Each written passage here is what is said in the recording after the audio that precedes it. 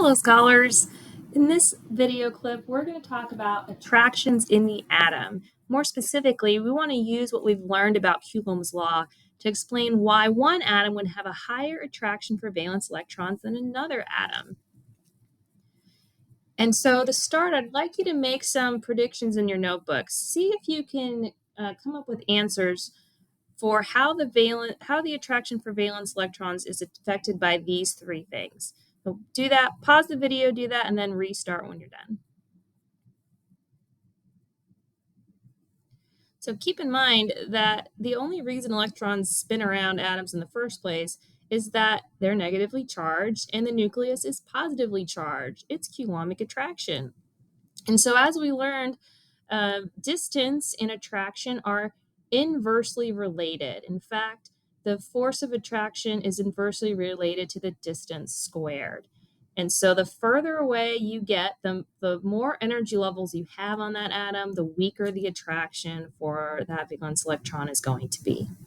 Number two, the nucleus contains those positive protons, and the more protons you have, the greater that positive charge is going to be. And as we've learned in Coulomb's law, the force of attraction is directly proportional or related to the charge. And so as that nucleus picks up protons and becomes more positively charged, the attraction to valence electrons is going to get stronger. Lastly, when you add energy levels to an atom, you have to keep in mind that there's still the electrons in the lower levels. Okay?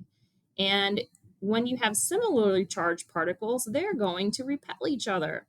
And so not only are the valence electrons getting further away when you add energy levels, but you're also adding in these electrons that are sort of shielding the valence electrons from that positive attraction of the nucleus. And so when we're looking at why one atom has a stronger attraction than another, it's helpful to look in terms of patterns on the periodic table. And so the first thing we're going to focus on is how atoms are changing as we go across a row of the periodic table. And so again, I'd like you to take a few seconds to try and answer these questions in your notebook, what you think the answers might be. Pause the video and then restart when you're done.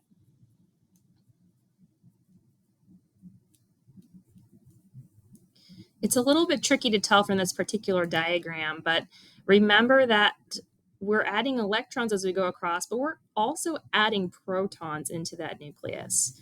And so lithium, for example, has a charge of +3, while neon's going to have a charge of +10. As we increase the amount of positive charge, the valence electrons are not farther away, right? We're not adding any energy levels on. We don't have any more extra electrons between the valence electrons and the nucleus.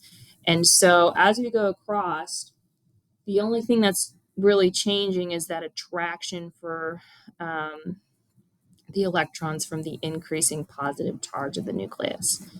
And so you're just going to continue to get a stronger and stronger attraction for valence electrons as you go across a row in a periodic table. Now let's take a look at what happens when you go down the periodic table. Okay, again, take a few seconds to try to answer these questions in your notebook. What do you think the correct answers are? Pause the video and then restart when you think you have your responses down.